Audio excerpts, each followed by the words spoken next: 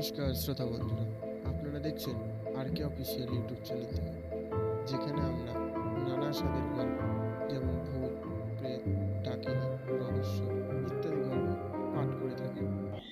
রাত বেশ ভালোই হয়েছে। 1:30 বাজে বোধ হয়। প্রীতম অনেকক্ষণ ধরে ঘুমানোর চেষ্টা করছে বটে, কিন্তু কিছুতেই ঘুম আসছে না। আজ সন্ধে নাগাদ প্রীতম তার বন্ধুদের সঙ্গে মন্দারমণি এসেছে। আসার পর থেকেই আসর শুরু হয়ে গেছে। বাকিরা ক্লান্ত হয়েও শুয়েও পড়েছে, শুধু প্রীতমেরই ঘুম আসছে না। ঠান্ডা চিকেন পকোড়াগুলো খাওয়া উচিত হয়নি, পেটটা আইঢাই করছে। এমন সময় অর্ণয় এসে প্রীতমকে ডাকলো। প্রীতম ডাকটা শোনা মাত্র এক লাফে ঘর থেকে বারান্দায় চলে গেল। ও যেন এই ডাকটারই অপেক্ষা করছিল। অর্ণয় প্রীতমের ঘরের দিকেই আসছিল। প্রীতমকে বেরোতে দেখে জিজ্ঞাসা করলো, কি ঘুম আসছে না তো? আসবি কি করে? বলেছিলাম অতগুলো চিকেন পকোড়া খাস না। খুব বেশি নয়, 7খানা বা 8খানা চিকেন পকোড়া খেয়েছি। অর্ণয় হাসতে হাসতে বলল, ঠিক আছে ঠিক আছে, তুই ঠিক আছিস তো? এখন চল একটু ঘুরে আসি। প্রীতম ঘড়িতে সময়টা দেখে নিয়ে জিজ্ঞাসা করলো, এত রাতে কোথায় যাবি? অর্ণয় ভীষণ গম্ভীর গলায় বলল, ভূত দেখতে। বেশ খানিকক্ষণে নীরবতা। প্রীতম অর্ণয়ের দিকে ফ্যাল ফ্যাল করে তাকিয়ে আছে। অর্ণয় বাধ্য হয়ে সেই নীরবতাটা ভাঙল। ধুর পাগল, সমুদ্রের ধারে গিয়ে বসবো একটু। সমুদ্রের হাওয়াটা গায়ে লাগলে হজমটাও মোটামুটি ভালোই হবে। আর ঘুম এলে ঘরে এসে টান টান হয়ে শুয়ে পড়ব। তোকে এত কৈফিয়ত দিতে হবে কেন রে? যাবি কি যাবি না বল। আর কি, প্রীতম ওর হাওয়ার চটিটা পায়ে পড়ে বেরিয়ে পড়ল। রিসর্ট লাগোয়া প্রাইভেট ব্রিজ দিয়ে কিছুটা হাঁটতেই একদম সমুদ্রের ধারে। বালির ওপর জুতো রেখে জুতোর ওপর দুই বন্ধু বসে রইল। আকাশের আধখানা চাঁদ যতটুকু আলো দিচ্ছে, গোটা পৃথিবীতে যেন ওইটুকুই আলো। পিছনের দিকে তাকালে অবশ্য রিসর্টের আলোগুলো দেখা যাচ্ছে, আর আলো আছে ঢেউ ভাঙা ফসফরাসের। এমন হাওয়ায় অন্ধকারে বসে থাকলে মানুষ স্মৃতি নিদূর হয়ে ওঠে।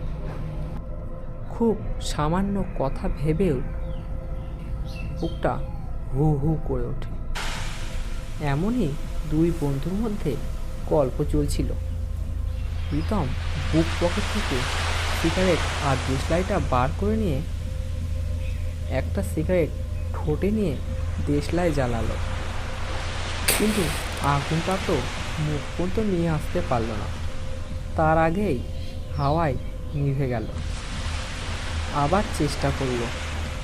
বেশ অনেকগুলো কাঠি নষ্ট হওয়ার পর অর্ণয় বলল, আমার কাছে লাইটার আছে, দাঁড়া দিচ্ছি।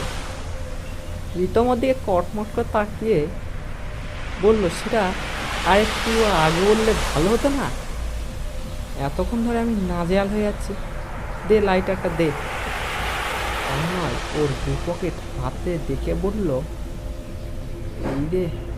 এই রে মনে হয় ঘরে ফিরে রেখে। ঘরে বলতে বাড়িতে নাকি? আরে না না, রিসর্টে আছে। তাহলে বসে আছিস কেন, যা নিয়ে আয়।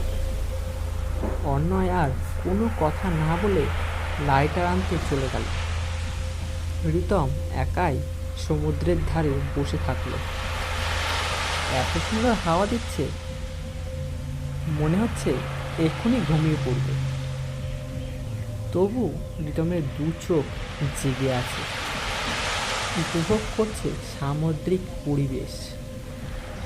হঠাৎ কি একটা মনে পড়তেই রিতম ধরপড় করে উঠে দাঁড়ালো। এতক্ষণও কার সাথে বসেছিল? অন্যয়।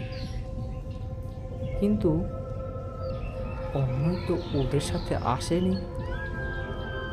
অবশ্য আসার কথা ছিল, কিন্তু লাস্ট মোমেন্টে ক্যান্সেল করে দিয়েছে।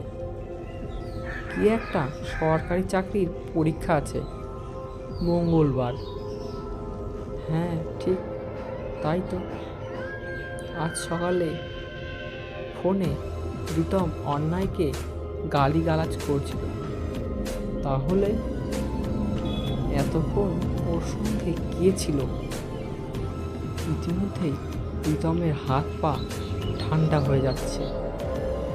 ওর মনে হচ্ছে বালির চরে ও ক্রমশ ঢুকে যাচ্ছে। হাজার চেষ্টা করেও এক পাও নড়তে পারছে না। এমন সময় হঠাৎ রিতম দেখল ওদের রিসর্টের দিক থেকে একটা ছায়া এগিয়ে আসছে। মুখটা ঠিক করেও বোঝা যাচ্ছে না। রিতমের হাত পা যেন থরথর করে কাঁপছে। কে ওটা? কে? অন্যয়। অন্যয় তো আসেইনি।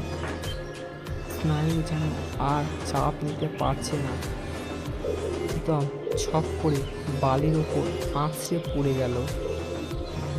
ওর দু চোখে নেমে এলো প্রগাঢ় অন্ধকার।